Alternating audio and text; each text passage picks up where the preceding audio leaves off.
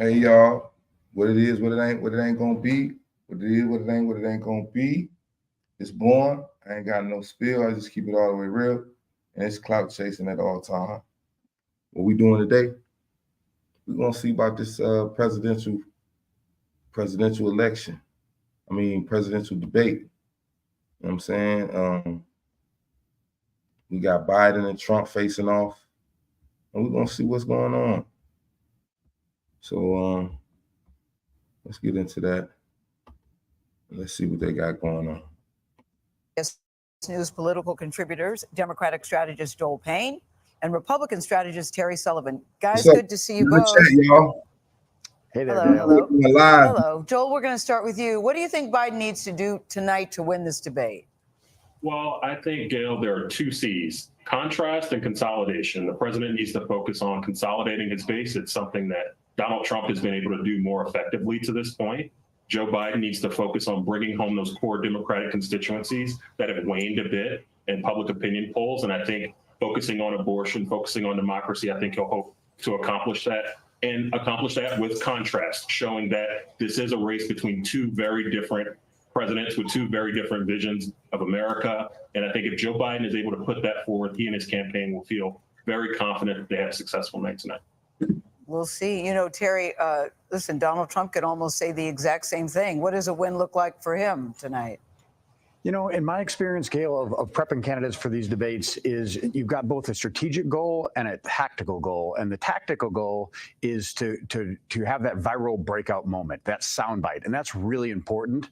Whatever the message is, that you have these moments that are concise and get played over and over again for days after the debate. Strategically, Trump needs to make this about the issues that voters care about and that he's leading on, like the economy, inflation, crime, the security. So what y'all think about the debate, man? Do y'all think Trump gonna be fumbling over his words, or Biden is gonna be up there stumbling, stammering, can't remember? What do y'all think is gonna be the big takeaway from this debate before we even watch? Securing the border, those are the issues that he's really, winning on at the moment, and that voters care about the most, and prosecute the case against Joe Biden for doing a poor job on those issues. And I think he can do that. Terry, I think you're so right about a viral moment, because for people that don't watch the whole debate like we intend to do, what they rely on are those clips that they see on the news the very next day. Thank you both. All right, ahead, we'll give you a sneak peek into how we plan to fact check the candidates.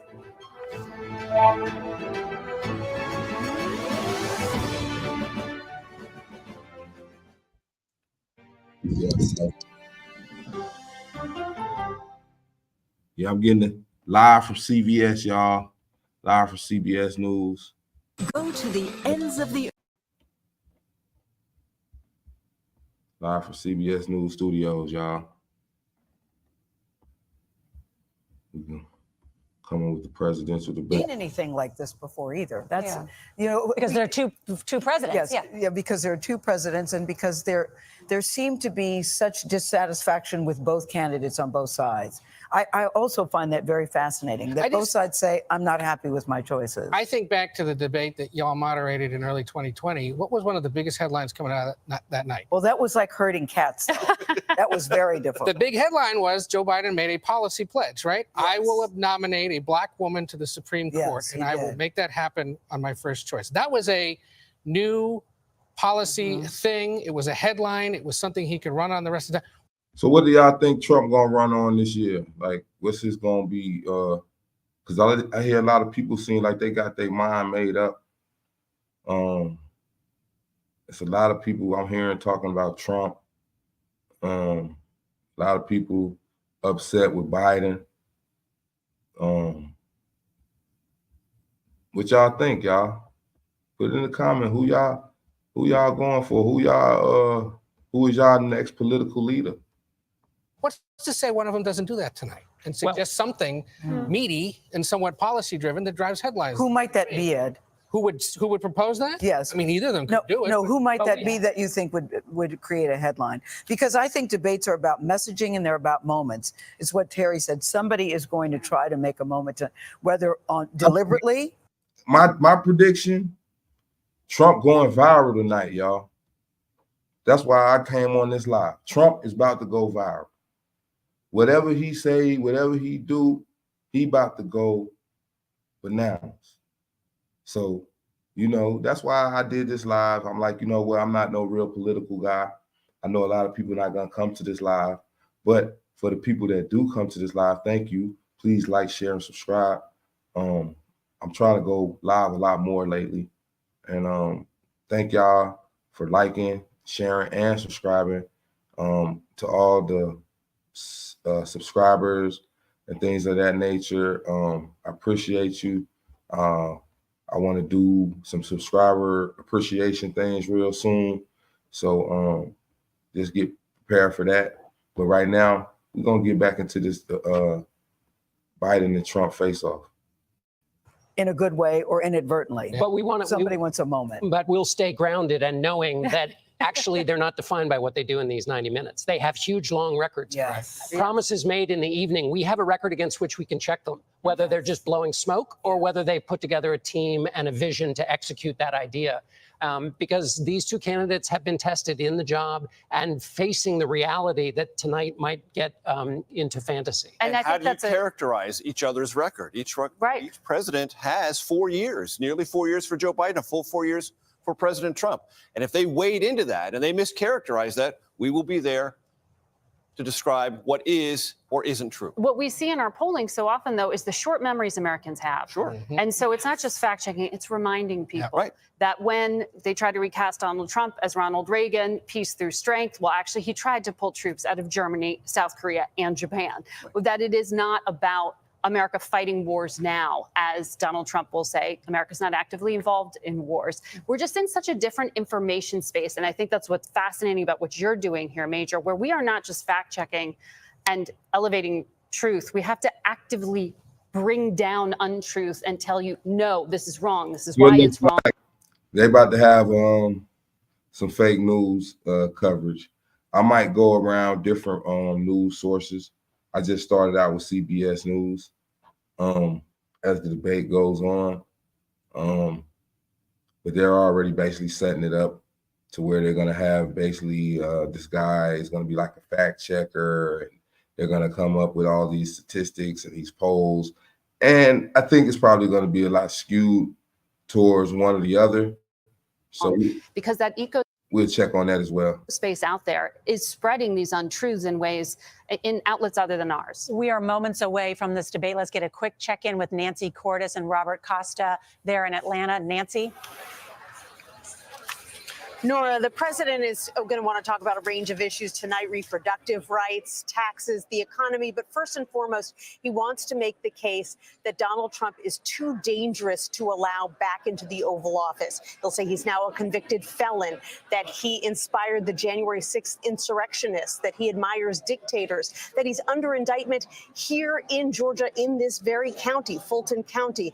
That is the overarching case that he's looking to make in the next 90 minutes. Nancy Cordes, thank you. Robert Costa, you are there in the spin room as well. Final thoughts.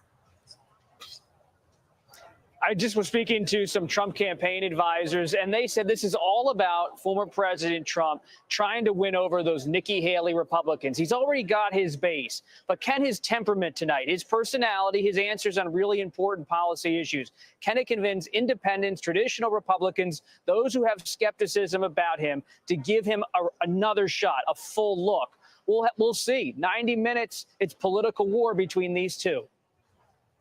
Robert Costa, thank you very much. And, you know, I'm anxiously awaiting what's going to happen, because I do feel like this is going to be not only a clash of personality, but hopefully a clash of ideas about not only their own records, but what they'll do in the future. And, you know, Nora, one of the things that comes back to me again and again is how serious the issues are that are facing the country right now. And that it has to be more than a tweet or a bumper sticker, and that we are excited there's a debate when that used to be the very basic expectation of what voters were required to hear, an actual cogent, you know, explanation of what someone was offering when they were arguing to be your commander in chief. And when there's a bipartisan agreement on immigration, about how to do that, where Democrats got what the most conservative that they've ever gotten and pushed them there, and they still couldn't get a deal done. Americans can steal this debate back from the political system and say, they didn't answer my questions, they didn't talk about what I want, and demand that from the candidates. They don't have to take what's being fed tonight. All right. Thanks to all of you, and our coverage of the CNN presidential debate will continue momentarily here on CBS News 24/7 and on your local CBS station. Up next, the next. So what y'all think? They setting it up to where they're gonna skew it one way or the other? What y'all think? You know? Every single city. So if we eliminated food waste, could we eliminate hunger? Yes. Eating Trash, now streaming on the free CBS News app. It already seemed like it's about to be, I wouldn't be surprised if this is. That you need thoughtfully with. I'm gonna just be real. That you need thoughtfully with context. I wouldn't be surprised if this debate is AI, y'all. You feel me? I think we might be watching the first AI debate. Y'all not gonna understand this, but y'all listen, man. Joe Biden, hold on. I'm gonna have to find. Because I think that y'all thinking that these people really about to sit up there for 90 minutes.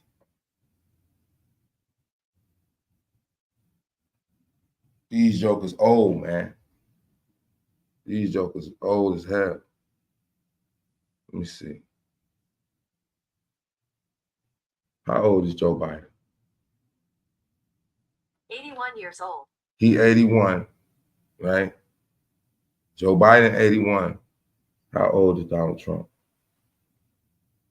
Donald Trump is 78. So a 78-year-old man and an 81-year-old man is about to sit up here and argue for 90 minutes. Man, this ain't gonna be some entertaining shit. I don't know what is, man. Like, for real. President Trump face off in the first debate of the general election, the two meeting for the first time since 2020. They will outline their contrasting visions for America. This is also a chance for you, the voters, to judge the candidates in one of the only face-to-face. I know everybody don't want to be political and all that. Bump all that, man. This is about to be entertaining. Do you understand that? This is about to be one of the most entertaining debates you ever seen in your life. I promise you. A 78-year-old man and an 81-year-old man standing there for 90 minutes arguing. Confrontations before the election. Our CBS News team will be back after the debate for analysis and fact-checking. Now to Atlanta for the first presidential debate hosted by CNN. Highest office. Each will make his case to the American people with just over 4 months until Election Day. Good evening, I'm Dana Bash, anchor of CNN's Inside Politics and co-anchor of State of the Union. I'm Jake Tapper, anchor of CNN's The Lead and co-anchor of State of the Union. Dana and I will co-moderate this evening. Our job is to facilitate a debate between the two candidates tonight. Before we introduce them, we want to share the rules of the debate with the audience at home. Former President Trump will be on the left side of the screen. President Biden will be appearing on the right. A coin toss. We all going for it, y'all. We got Trump and Biden. A 78-year-old Trump, an 81-year-old Biden. Is it going to be an AI debate? Is it going to be a real debate? Are they going to be a clone? Are they going to be the real people up there? What's going on, y'all? Tell me, this is a conspiracy. What's going on, y'all? Determine their positions. Each candidate will have 2 minutes to answer a question and 1 minute each for responses and rebuttals. An additional minute for follow-up, clarification, or response is at the moderator's discretion. When it's time for his microphone will be turned on and his opponent's microphone will be turned off. Should a candidate interrupt when his microphone is muted, he will be difficult to understand for viewers at home. At the end of the debate, each candidate will get 2 minutes for closing statements. There is no studio audience tonight. Pre-written notes, props, or contact with campaign staff are not permitted during the debate. By accepting our invitation to debate both candidates. Okay, look, no studio audience, y'all. No studio audience, y'all. What are we going to witness at this debate? What are we about to witness, y'all?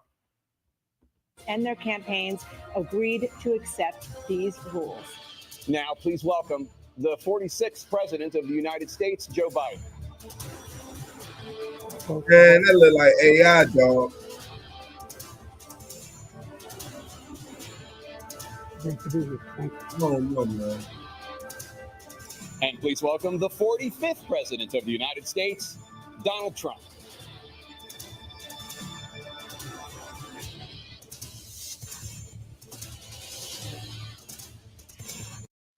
So that's the real Donald Trump? That's the real Donald Trump, y'all?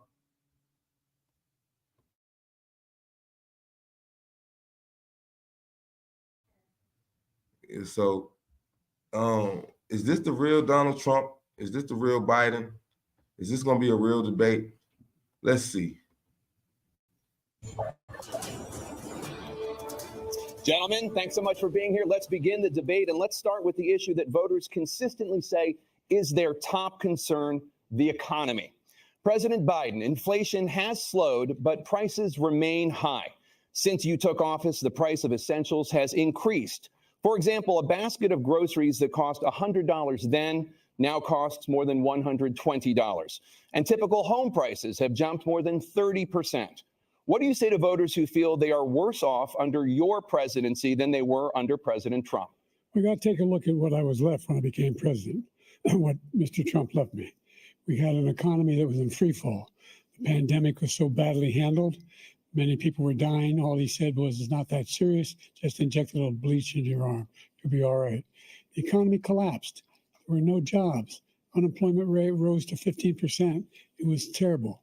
And so what we had to do is try to put things back together again. And that's exactly what we began to do. We created 15,000 new jobs. We brought out a position where we have 800,000 new manufacturing jobs. But there's more to be done. There's more to be done. Working class people are still in trouble. Hey, y'all, what you think, man? That man is like 45 seconds into this thing, and he's stumbling, stammering, coughing. That's why they don't got no studio audience right there. Because they know they might have to get the ambulance or the paramedics out here because this man is not going to make no 90-minute speech and argue. And then these are the people that's supposed to represent the American people in the future. This guy right here, this is the current president. I come from Scranton, Pennsylvania. I come of a household where the kitchen table, if the things weren't able to be met during the month, it was a problem. Price of eggs, the price of gas, the price of housing, the price of a whole range of things. That's why I'm working so hard to make sure I deal with those problems. And we're going to make sure that we reduce the price of housing. We're going to make sure we build 2 million new units. We're going to make sure we cap rents so corporate greed can't take over. The combination that was left within corporate greed. That man just getting up there babbling about some empty promises, man. Empty promises, man. You about to lower the cost of, man. Do y'all, come on, y'all. Come on, y'all. This man said he about to lower the price of housing, build 2 million housing units. So you about to buy 2 more million projects in the world. You about to build some more projects, huh, Biden? That's what he just said. Listen to him. The reason why we're in this problem right now. In addition to that, we're in a situation where we're gonna take it back. What did he say? I want to take a look at what I was left when I became president and what Mr. Trump left me. We had an economy that was in free fall. The pandemic was so badly handled. Many people were dying. All he said was, it's not that serious. Just inject a little bleach into your arm. You'll be all right.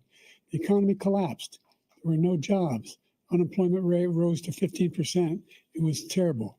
And so what we had to do is try to put things back together again. And that's exactly what we began to do. We created 15,000 new jobs. We brought out a position where we have 800,000 new manufacturing jobs. But there's more to be done. There's more to be done. Working class people are still in trouble. I come from Scranton, Pennsylvania. I come of a household where the kitchen table, if the things weren't able to be met during the month, it was a problem. Price of eggs, the price of gas, the price of housing, the price of a whole range of things. That's why I'm working so hard to make sure I deal with those problems. And we're going to make sure that we reduce the price of housing. We're going to make sure we build 2 million new units. We're going to make sure we cap rents so corporate greed can't take over. So in 2024, The biggest solution he could come up with is building 2 million units of project government housing. That's what he's telling y'all. That's what y'all voting for, to build more projects up in America. Listen to the man, y'all. Listen. That's why this is why we doing this debate. You know what I mean? Combination, but I was left with a corporate greed is the reason why we're in this problem right now. In addition to that, we're in a situation where if you take a look at all that was done in his administration, he didn't do much at all. By the time he left, things were in chaos, literally chaos. And so we put things back together. We created, I said, those jobs. We make sure we had a situation where we brought down the price of prescription drugs, which is a major issue for many people, to $15 for a insulin shot as opposed to $400. No senior has to pay more than $200 for any drug. This is a struggle watching this man talk. Man. This man's too damn old. He's 81 years old. 81 years old. I don't even think he's going to be able to stand up there another 10, 15 minutes. He's supposed to be up there 90 minutes, man. Look at Trump. Trump's looking like, man, get this old joker. And he ain't no better. He's 78. All the drugs they can include beginning next year. In a situation is we're going to make that available to everybody, to all Americans. So we're working to bring down the price around the kitchen table, and that's what we're going to get done. Thank you, President Trump. We have the greatest economy in the history of our country. We have never done so well. Everybody was amazed by it. Other countries were copying us. We got hit with COVID. And when we did, we spent the money necessary so we wouldn't end up in a Great Depression, the likes of which we had in 1929. By the time we finished, so we did a great job. We got a lot of credit for the economy, a lot of credit for the military. And what y'all think about that, though? Because when the pandemic came, he basically said we could have went into a depression because we can't import, export. Then he turned around and cut out stimulus checks. So he's trying to tell y'all, listen, man, we about to get to some money, man. This joker over here talking about building more projects. You understand what I'm saying? And he talking about the hell is that? But Trump, we'll see what he's saying. No wars and so many other things. Everything was rocking good. But the thing we never got the credit for, and we should have, is getting us out of that COVID mess. He created mandates that was a disaster for our country. But other than that, we had given them back a country where the stock market actually was higher than pre-COVID, and nobody thought that was even possible. The only jobs he created are for illegal immigrants and bounce back jobs, a bounce back from the COVID. He has not done a good job. He's done a poor job, and inflation's killing our country. It is absolutely killing us. Thank you. President Biden? Well, look, the greatest economy in the world. He's the only one who thinks that, I think. I don't know anybody else who thinks he had the greatest economy in the world. And, you know, the fact of the matter is that we found ourselves in a situation where his economy, he rewarded the wealthy. He had the largest tax cut in American history, $2 trillion. He raised a deficit larger than any president has in any one term. He's the only president other than Herbert Hoover who's lost more jobs than he had when he began, since Herbert Hoover. The idea that he did something that was significant. And the military, you know, when he was president, they were still killing people in Afghanistan. He didn't do anything about that. When he was president, we were still finding ourselves in a position where you had a notion that we were this safe country. The truth is, I'm the only president this century that doesn't have this decade, that doesn't have any troops dying anywhere in the world like he did. Oh, wow. He already shooting with the low blow. You heard that? Biden said, look, I'm the only president in history that ain't never had no troops die up under my watch. He talking heavy, y'all. What the American people think, though? What the American people think? I mean, y'all up in here, what do y'all think? For your reporting, we appreciate it. Let's bring in Georgia Governor Brian Kemp. Governor, thank you so much, and thanks for having us to your wonderful state, a big battleground state, of course, this time around again. You made some news last night, but they think we're very stupid people. What we're doing for less in taxes than they do now. Hold on, y'all. My bad, y'all. I got you. I kind of went left. country where the stock market actually was higher than pre-COVID, and nobody thought that was even possible. The only jobs he created are for illegal immigrants and bounce back jobs, a bounce back from the COVID. He has not done a good job. He's done a poor job, and inflation's killing our country. It is absolutely killing us. Thank you. President Biden? Well, look, the greatest economy in the world. He's the only one who thinks that, I think. I don't know anybody else who thinks he had the greatest economy in the world. And, you know, the fact of the matter is that we found ourselves in a situation where his economy, he rewarded the wealthy. He had the largest tax cut in American history, $2 trillion. He raised a deficit larger than any president has in any one term. He's the only president other than Herbert Hoover who's lost more jobs than he had when he began, since Herbert Hoover. The idea that he did something that was significant. And the military, you know, when he was president, they were still killing people in Afghanistan. He didn't do anything about that. When he was president, we were still finding ourselves in a position where you had a notion that we were this safe country. The truth is, I'm the only president this century that doesn't have this decade, that doesn't have any troops dying anywhere in the world like he did. President Trump, I want to follow up if I can. Am I allowed to respond to him? Well, I'm going to ask you a follow-up. You can do whatever you want with the minute that we give you. I want to follow up. You want to impose a 10% tariff on all goods coming into the U.S. How will you ensure that that doesn't drive prices even higher? It's not going to drive them higher. It's just going to cost countries that have been ripping us off for years, like China and many others, in all fairness to China. It's going to just force them to pay us a lot of money, reduce our deficit tremendously, and give us a lot of power for other things. But he made a statement. The only thing he was right about is I gave you the largest tax cut in history. I also gave you the largest regulation cut in history. That's why we had all the jobs. And the jobs went down, and then they bounced back, and he's taking credit for bounce back jobs. You can't do that. He also said he inherited 9% inflation. No, he inherited almost no inflation, and it stayed that way for 14 months. And then it blew up under his leadership because they spent money like a bunch of people that didn't know what they were doing. And they don't know what they were doing. It was the worst, probably the worst administration in history. There's never been. And as far as Afghanistan is concerned, I was getting out of Afghanistan, but we were getting out with dignity, with strength, with power. He got out. It was the most embarrassing day in the history of our country's life. President Trump, over the last 8 years, under both of your administrations, the national debt soared to record highs. And according to a new nonpartisan analysis, President Trump, your administration approved $8.4 trillion in new debt, while so far, President Biden, you've approved $4.3 trillion in new debt. So, former President Trump, many of the tax cuts that you signed into law are set to expire next year. You want to extend them and go even further, you say. With the U.S. facing trillion-dollar deficits and record debt, why should top earners and corporations pay even less in taxes than they do now? Because the tax cuts spurred the greatest economy that we've ever seen just prior to COVID. And even after COVID, it was so strong that we were able to get through COVID much better than just about any other country.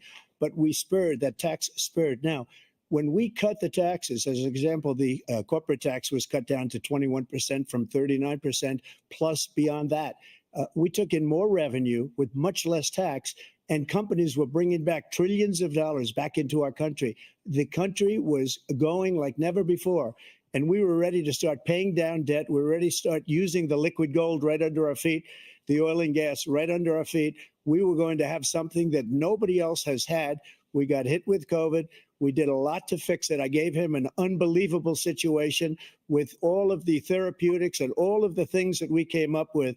We gave him something great. Remember, more people died under his administration, even though we had largely fixed it. More people died under his administration than our administration, and we were right in the middle of it, something which a lot of people don't like to talk about. But he had far more people dying in his administration. He did the man. Trump going straight, you know what I'm saying? He going straight, trying to hit low blows. He ain't really said nothing that I think that went viral yet. But just give him a moment. He warming up. He's definitely warming up. He got Biden on the ropes, and Biden actually kind of flustered. He don't really seem like he's just going off the script. Mandate, which is a disaster, mandating it. The vaccine went out. He did a mandate on the vaccine, which is the thing that people most objected to about the vaccine. And he did a very poor job, just a very poor job. And I will tell you, not only poor there, but throughout the entire world, we're no longer respected as a country. They don't respect our leadership. They don't respect the United States anymore. We're like a third world nation between weaponization of his election, trying to go after his political opponent, all of the things he's done. We've become like a third world nation, and it's a shame. The damage he's done to our country. And I'd love to ask him, and will, why he allowed millions of people to come in here from prisons, jails, and mental institutions to come into our country and destroy our country. President Trump, we will get to immigration later in this block. President Biden, I want to give you an opportunity to respond to this question about the national debt. He had the largest national debt of any president in a 4-year period, number one. Number two, that $2 trillion tax cut benefited the very wealthy. What I'm going to do is fix the tax system. For example, we have 1,000 trillionaires in America. Billionaires in America. And what's happening? They're in a situation where they, in fact, pay 8.2% in taxes. If they just paid 24%, 25%, either one of those numbers, they've raised $500 billion, I should say, in a 10-year period. We'd be able to wipe out his debt. We'd be able to help make sure that all those things we need to do, child care, elder care, making sure that we continue to strengthen our healthcare system, making sure that we're able to make every single solitary person eligible for what I've been able to do with the COVID. So he trying to come with the concept. He gonna get the money from all the rich people to do for all the poor people. That's how he plans to build these 2 million unit projects.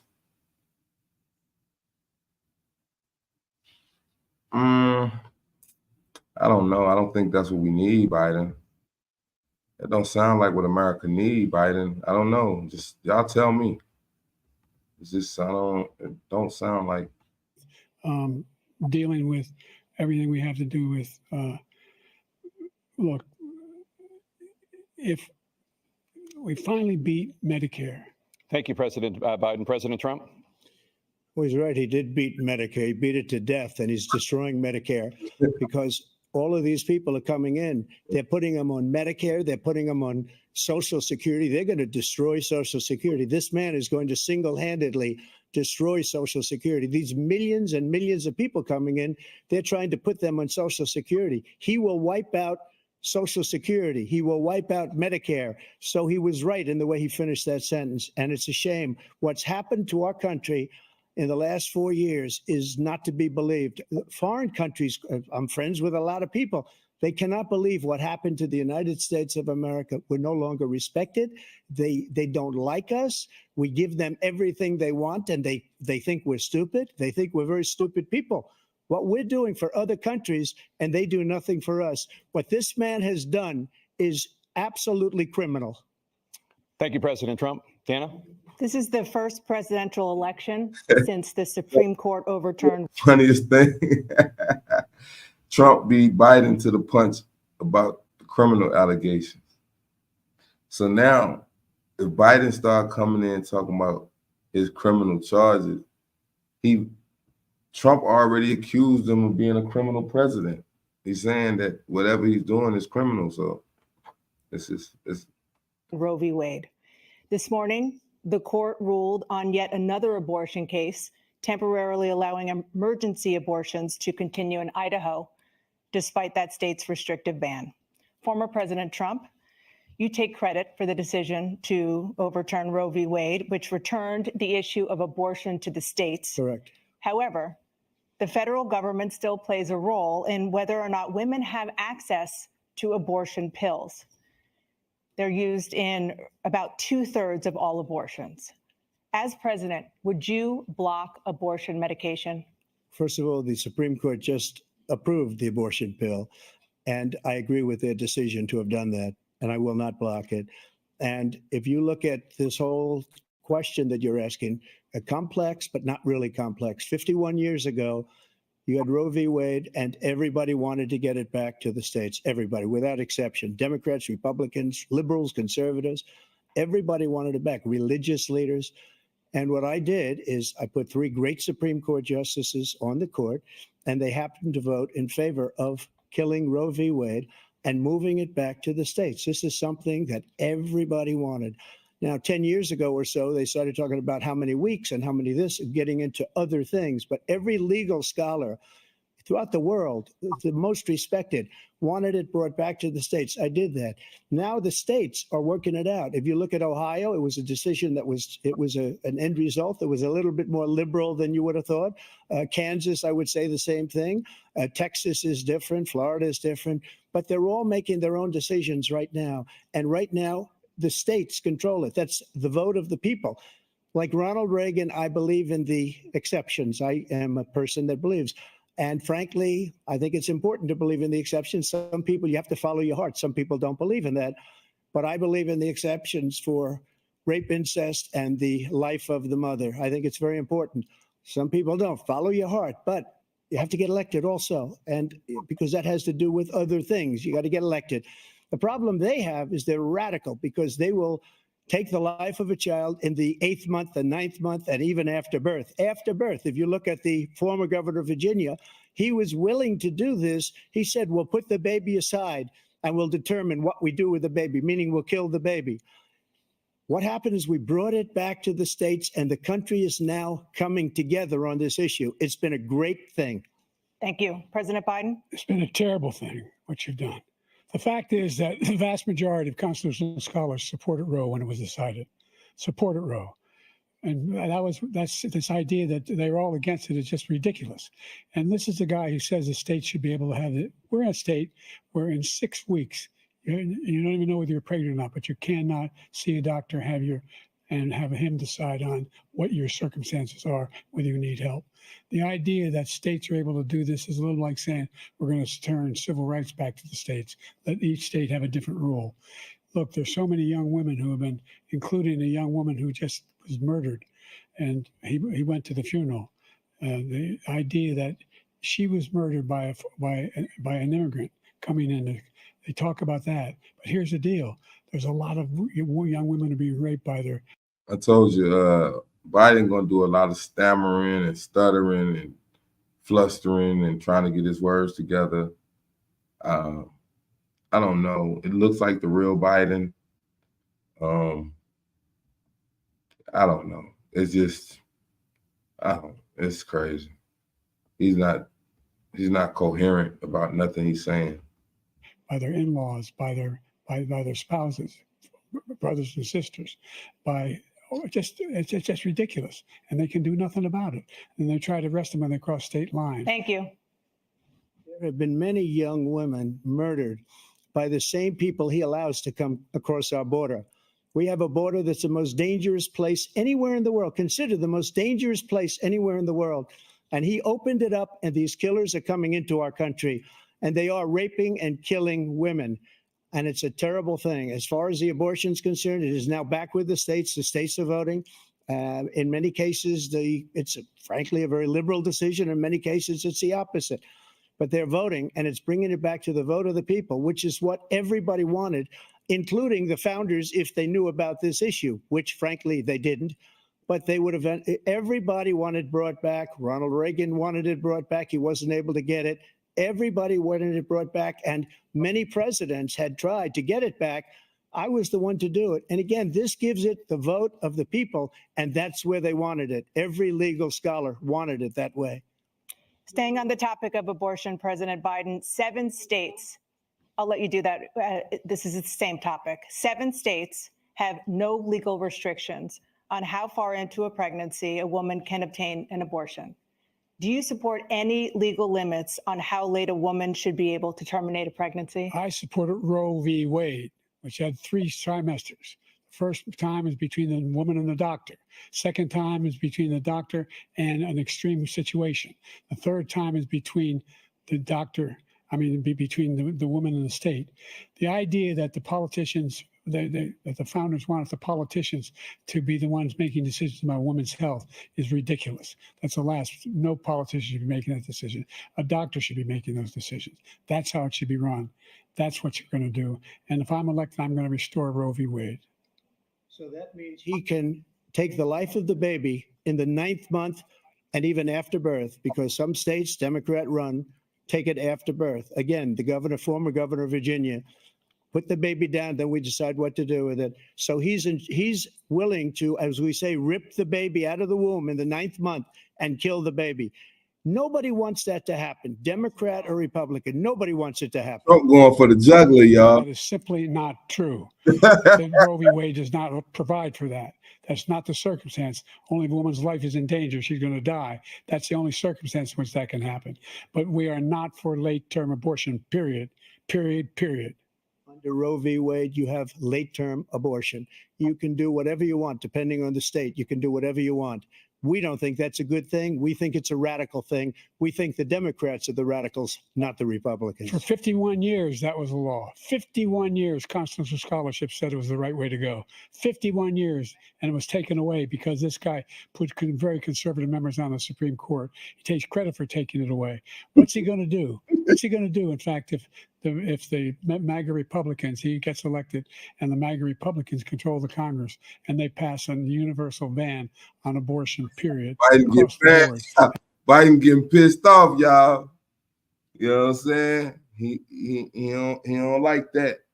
That after 51 years, here come Trump. You know, that's a controversial issue. I don't have no dog in the fight, but I know Biden getting pissed. At 6 weeks or 7 or 8 or 10 weeks, something very, very conservative. Is he going to sign that bill? I'll veto it. He'll sign it. Thank you. Let's turn now to the issue of immigration and border security. President Biden, a record number of migrants have illegally crossed the southern border on your watch. Overwhelming border states and overburdening cities such as New York and Chicago, and in some cases causing real safety and security concerns. Given that, why should voters trust you to solve this crisis? Because we worked very hard to get a bipartisan agreement that not only changed all of that, it made sure that we are in a situation where you had no circumstance where they could come across the border with the number of border police there are now. We significantly increased the number of asylum officers. By the way, the Border Patrol endorsed my position. In addition to that, we found ourselves in a situation where when he was president, he was separating babies from their mothers, putting them in cages, making sure the families were separated. That's not the right way to go. What I've done since I've changed the law, what's happened? I've changed it in a way that now you're in a situation where there are 40% fewer people coming across the border illegally. That's better than when he left office. And I'm going to continue to move until we get the total ban on the total initiative relative to what we're going to do with more Border Patrol and more asylum officers. President Trump? I really don't know what he said at the end of that sentence. I don't think he knows what he said either. Look, we had the safest border in the history of our country. With that one. The border, all he had to do was leave it. He decided to open up our border, open up our country to people that are from prisons, people that are from mental institutions, insane asylum, terrorists. We have the largest number of terrorists coming into our country right now, all terrorists, all over the world, not just in South America, all over the world. They come from the Middle East, everywhere, all over the world, they're pouring in. And this guy just left it open. And he didn't need legislation because I didn't have legislation. I said, close the border. We had the safest border in history. In that final couple of months of my presidency, we had, according to Border Patrol, who is great, and by the way, who endorsed me for president, but I won't say that, but they endorsed me for president. Brandon, just speak to him.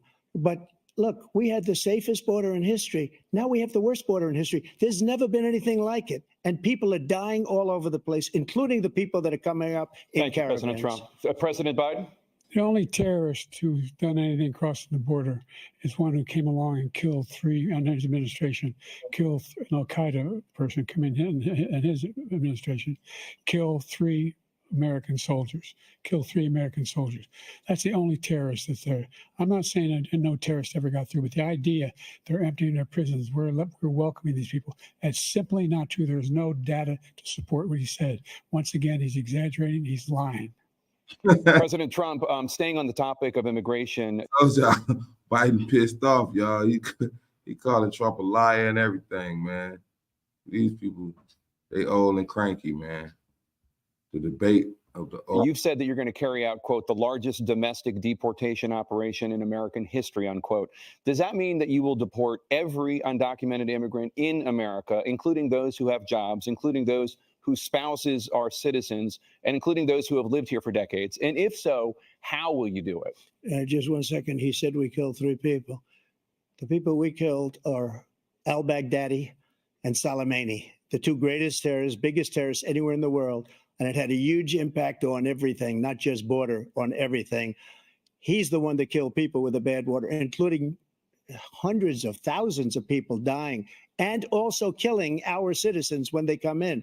We are living right now in a rat's nest. They're killing our people in New York, in California, in every state in the union, because we don't have borders anymore. Every state is now a border. And because of his ridiculous, insane, and very stupid policies, people are coming in and they're killing our citizens at a level that we've never seen. We call it migrant crime. I call it Biden migrant crime. They're killing our citizens at a level that we've never seen before. And you're reading it like these 3 incredible young girls over the last few days. One of them, I just spoke to the mother, and they just had the funeral for this girl, 12 years old. This is horrible what's taken place. What's taken place in our country, we're literally an uncivilized country now. He doesn't want it to be. He just doesn't know. He opened the borders. Nobody's ever seen anything like. And we have to get a lot of these people out, and we have to get them out fast, because they're going to destroy our country. Just take a look at where they're living. They're living in luxury hotels in New York City and other places. Our veterans are on the street. They're dying because he doesn't care about our veterans. He doesn't care. He doesn't like the military at all. And he doesn't care about our veterans. Nobody been worse. I had the highest approval rating for veterans taking care of the VA. He has the worst. He's gotten rid of all the things that I approved, choice that I got through Congress, all of the different things I approved, they abandoned. We had by far the highest, and now it's down in less than half because he's done all these great things that we did. And I think he did it just because I approved it, which is crazy. But he has killed so many people at our border by allowing all of these people to come in. And it's a very sad day in America. President Biden, you have the mic. Every single thing he said is a lie. Every single one. For example, veterans are a hell of a lot better off since I passed the PACT Act. 1 million of them now have insurance, and their families have it. Their families have it because what happened, whether it was Agent Orange or burn pits, they're all being covered now. And he opposed, his group opposed that. We're also in a situation where we have great respect for veterans. My son spent a year in Iraq, living right next to one of those burn pits, came back with stage 4 glioblastoma. I was recently in France for D-Day, and I spoke all about those heroes that died. I went to the World War I cemetery he refused to go to. He was standing with his 4-star general, and he told me, he said, I don't want to go in there because they're a bunch of losers and suckers. My son was not a loser, was not a sucker. You're the sucker. You're the loser. President Trump? First of all, that was a made-up quote, suckers and losers. They made it up. It was in a third-rate magazine that's failing, like many of these magazines. He made that up. He put it in commercials. We've notified him. We had 19 people that said I didn't say it. And think of this. Who would say I'm at a cemetery or I'm talking about our veterans? Because nobody's taken better care. I'm so glad this came up and he brought it up. There's nobody that's taken better care of our soldiers than I have. To think that I would, in front of generals and others, say suckers and losers. We have 19 people that said it was never said by me. It was made up by him, just like Russia was made up, just like the 51 intelligence agents are made up. Just like the new thing with the 16 economists are talking, it's the same thing. 51 intelligence agents said that the laptop was Russia disinformation. It wasn't. That came from his son, Hunter. Told you, don't bring up his son. It's about to get deep. Look how Biden looking, y'all. Man, this is crazy. Can y'all believe this, man? That man brought up his son. And now Trump gonna bring up his son and basically say, look, this is crazy. Here we go. It wasn't Russia disinformation. He made up the suckers and losers, so he should apologize to me right now. The 4-star general standing to your side who was on your staff who said you said it, period. That's number one. And number two, the idea the idea that I have to apologize to you for anything along the line. We've done more for veterans than any president has in American history. And they now are in their family. The only sacred obligation we have as a country is to care for our veterans when they come home and their families and equip them when they go to war. That's what we're doing. That's what the VA is doing now. They're doing more for veterans than ever before in our history. All right. Thank you so much. Let's move to the topic of foreign policy. I want to begin with Russia's war against Ukraine, which is now in its third year. Former President Trump, Russian President Vladimir Putin says he'll only end this war if Russia keeps the Ukrainian territory it has already claimed and Ukraine abandons its bid to join NATO. Are Putin's terms acceptable to you? First of all, our veterans and our soldiers can't stand this guy. They can't stand him. They think he's the worst commander-in-chief, if that's what you call him, that we've ever had. They can't stand him. So let's get that straight. And they like me more than just about any of them. And that's based on every single bit of information. As far as Russia and Ukraine, if we had a real president, a president that knew, that was respected by Putin, he would have never invaded Ukraine. A lot of people are dead right now, much more than people know. You know, they talk about numbers. You can double those numbers, maybe triple those numbers. He did nothing to stop it. In fact, I think he encouraged Russia from going in. I'll tell you what happened. He was so bad with Afghanistan. It was such a horrible embarrassment, most embarrassing moment in the history of our country, that when Putin watched that and he saw the incompetence, that he should have fired those generals, like I fired the one that you mentioned. And so he's got no love lost, but he should have fired those generals. No general got fired for the most embarrassing moment in the history of our country, Afghanistan, where we left billions of dollars of equipment behind. We lost 13 beautiful soldiers and 38 soldiers were obliterated. And by the way, we left people behind too. We left American citizens behind. When Putin saw that, he said, you know what? I think we're going to go in and maybe take this was his dream. I talked to him about it, his dream. The difference is he never would have invaded Ukraine, never. Just like Israel would have never been invaded in a million years by Hamas. You know why? Because Iran was broke with me. I wouldn't let anybody do business with them. They ran out of money. They were broke. They had no money for Hamas. They had no money for anything, no money for terror. That's why you had no terror at all during my administration. This place, the whole world is blowing up under him. President Biden? Never heard so much malarkey in my whole life. Look, the fact of the matter is that we're in a situation where, let's take the last point first. Iran attacked American troops, caused brain damage for a number of these troops, and he did nothing about it. Recently, not when he was president, they attacked. He said they're just having headaches. That's all it is. He didn't do a thing when the attack took place, number one. Number two, we got over 100,000 Americans and others out of Afghanistan during that airlift. Number three, we found ourselves in a situation where, if you take a look at what Trump did in Ukraine, this guy told Trump, do whatever you want, and do whatever you want. And that's exactly what Trump did to Putin, encourage him, do whatever you want. And he went in. And listen to what he said when he went in. He was going to take Kyiv in 5 days, remember? Because it's part of the old Soviet Union. That's what he wanted to reestablish, Kyiv. And he, in fact, didn't do it at all. He wasn't able to get it done. And they've lost thousands and thousands of troops, 500,000 troops. President Trump, I never said that. For 1 minute, I just want to go back to my original question, which is, are Putin's terms acceptable to you? Keeping the territory in Ukraine? No, they're not acceptable. But look, this is a war that never should have started. If we had a leader in this war, he led everybody along. He's given $200 billion now or more to Ukraine. He's given $200 billion. That's a lot of money. I don't think there's ever been anything like it. Every time that Zelensky comes to this country, he walks away with $60 billion. He's the greatest salesman ever. And I'm not knocking him. I'm not knocking anything. I'm only saying the money that we're spending on this war, and we shouldn't be spending, it should have never happened. I will have that war settled between Putin and Zelensky as president-elect before I take office on January 20th. I'll have that war settled.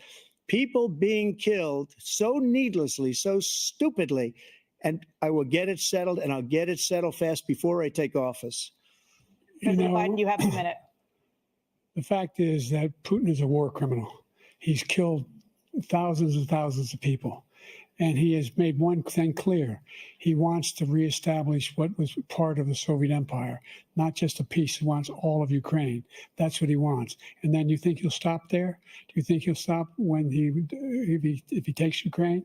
What do you think happens to Poland? What do you think of Belarus? What do you think happens to those NATO countries? Yes. And so if you want a war, you ought to find out what he's going to do, because if in fact he does what he says and walks away, by the way, where he stumbled and stammered, man. That man, 81 years old. He need to be in a nursing home drinking soup. I'm serious, man. They shouldn't be parading this man out as no president. Look at it. He don't know what he talking about for real. He be like,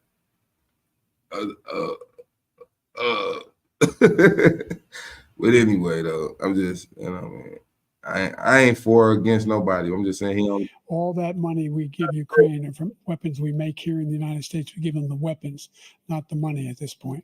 And our NATO allies have produced as much funding for Ukraine as we have. That's why we're strong. Thank you. Moving on to the Middle East. In October, Hamas attacked Israel, killing more than 1,000 people and taking hundreds of hostages. Among those held and thought to still be alive are 5 Americans. Israel's response has killed thousands of Palestinians and created a humanitarian crisis in Gaza. President Biden, you've put forward a proposal to resolve this conflict, but so far Hamas has not released the remaining hostages, and Israel is continuing its military offensive in Gaza. So what additional leverage will you use to get Hamas and Israel to end the war? You have 2 minutes. Number one, everyone from the United Nations Security Council straight through to the G7 to the Israelis and Netanyahu himself have endorsed the plan I put forward, which has 3 stages to it. The first stage is trade the hostages for a ceasefire. Second phase is a ceasefire with additional conditions. The third phase is the end of the war. The only one who wants the war to continue is Hamas, number one. They're the only ones standing out. We're still pushing hard to get them to accept. In the meantime, what's happened? In Israel, we're finding that the only thing I've denied Israel was 2,000-pound bombs. They don't work very well in populated areas. They kill a lot of innocent people. We're providing Israel with all the weapons they need and when they need them. And by the way, I'm the guy that organized the world against Iran when they had a full-blown intercontinental ballistic missile attack on Israel. No one was hurt.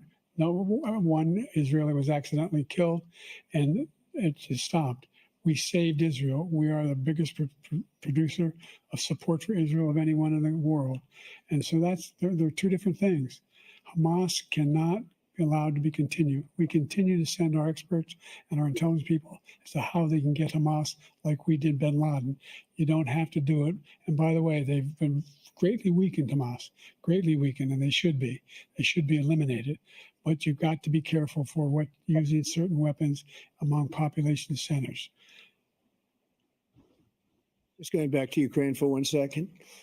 We have an ocean separating us. The European nations together have spent 100 billion, or maybe more than that, less than us. Why doesn't he call them and say, you got to put up your money like I did with NATO? I got them to put up hundreds of billions of dollars. The Secretary General of NATO said Trump did the most incredible job I've ever seen. They wouldn't have any, they were going out of business. We were spending almost 100% of the money was paid by us. He didn't do that. He's getting you got to ask these people to put up the money. We're over $100 billion more spent, and it has a bigger impact on them because of location, because we have an ocean in between. You got to ask them. As far as Israel and Hamas, Israel's the one that wants to go. He said the only one who wants to keep going is Hamas. Actually, Israel is the one, and you should let him go and let him finish the job. He doesn't want to do it. He's become like a Palestinian, but they don't like him because he's a very bad Palestinian. He's a weak one. President Biden, you have a minute. I've never heard so much foolishness. This is a guy who wants to get out of NATO. You're going to stay in NATO? You're going to pull out of NATO. The idea that our strength lies in our alliances as well. It may be a big ocean, but we're ever able to avoid a war in Europe, a major war in Europe? What happens if, in fact, you have Putin continue to go into NATO? We have an Article 5 agreement. Attack on one is attack on all. You want to start the nuclear war he keeps talking about, go ahead. Let Putin go in and control Ukraine and then move on to Poland and other places. See what happens then. He has no idea what the hell he's talking about. And by the way, I got 50 other nations around the world to support Ukraine, including Japan and South Korea, because they understand that this kind of dislocation has a serious threat to the whole world peace. No major war in Europe has ever been able to be contained just to Europe. President Trump, just to follow up, would you support the creation of an independent Palestinian state in order to achieve peace in the region? I'd have to see. But before we do that, the problem we have is that we spend all the money. So they kill us on trade. I made great trade deals with the European nations because if you add them up, they're about the same size economically. Their economy is about the same size as the United States. And they were no cars, they don't want anything that we have, but we're supposed to take their cars, their food, their everything, their agriculture. I changed that. But the big thing I changed is they don't want to pay. And the only reason that he can play games with NATO is because I got them to put up hundreds of billions of dollars. I said, and he's right about this, I said, no, I'm not going to support NATO if you don't pay. They asked me that question, would you guard us against Russia at a very secret meeting of the 28 states at that time, nations at that time? And I said, no, if you don't pay, I won't do that. And you know what happened? Billions and billions of dollars came flowing in the next day and the next months. But now we're in the same position. We're paying everybody's bills. Let's turn to the issue of democracy. Former President Trump, I want to ask you about January 6, 2021. After you rallied your supporters that day. I just wanted to just get a brief glimpse into what they was going to be talking about. I'm not going to sit here and watch the whole thing. So for the people that came through, I appreciate y'all coming through. Please like, share, comment, subscribe. Check me out on Cash App. You know what I'm saying? All donations are welcome, so I can get more information, more content, more equipment, things of that nature. So I appreciate y'all for sliding through. And clout chasing is at an all-time high. I ain't got no spill. I just keep it all the way real. And I'm out.